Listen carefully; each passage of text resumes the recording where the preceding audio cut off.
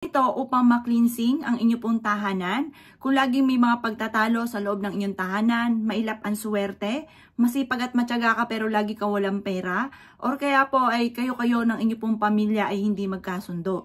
Maaaring marami ng mga negative energy sa loob ng inyo pong tahanan na siyang nagiging dahilan kung bakit hindi magkasundo at mailap ang swerte sa inyo pong pamilya. Mainam may subukan nyo po ito. Gawin nyo po ito mga bossing ko ng Tuesday or Friday. Ngayon, kumuha po kayo ng isang basong tubig. Ang isang basong tubig, ang tubig ay humihigop ng mga negative energy na siya nagiging dahilan kung bakit napakarami ng negative energy sa loob ng inyong tahanan.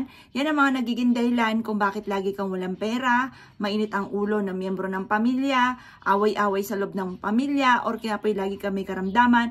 Ganon din kung bakit kayo po ay apple of the eye ng mga taong chismoso or chismosa.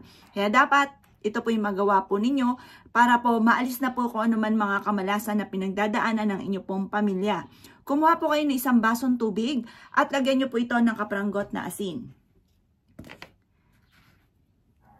At pagkatapos mga bossing ko, ilalagay nyo po ito sa gilid ng inyo pong pintuan or sa likod ng inyo pong pintuan.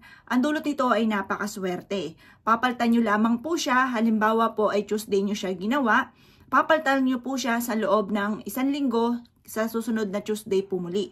Or kaya Friday, sa susunod na Friday pumuli mga bossing. At gagawin nyo lamang po ito ay sa umaga lang ng mga bandang alas 7 ng umaga.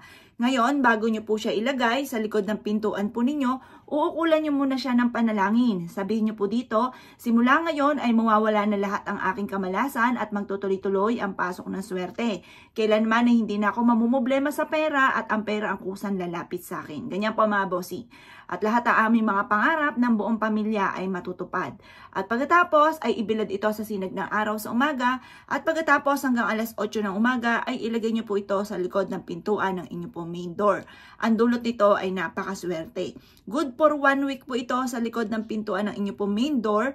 At mapapansin po ninyo matapos nyo po itong gawin, ay malaking pagbabago na magaganap sa buhay po ninyo. Kung away-away lagi, mailap ang swerte, eto pa mga bossing ko, matitigil ang pag-aaway-away, at imbis po na mainit lagi ang ulo, ay mamumutawi ay pagmamahalan para sa buong pamilya.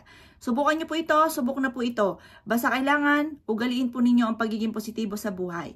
Kung ano man ang mga negatibo na naiisip, iwaksi sa inyo pong isipan dahil hindi po yan makakatulong. Bagkos yan po mga bossing ko ay lalaki pa ng lalaki ang problema.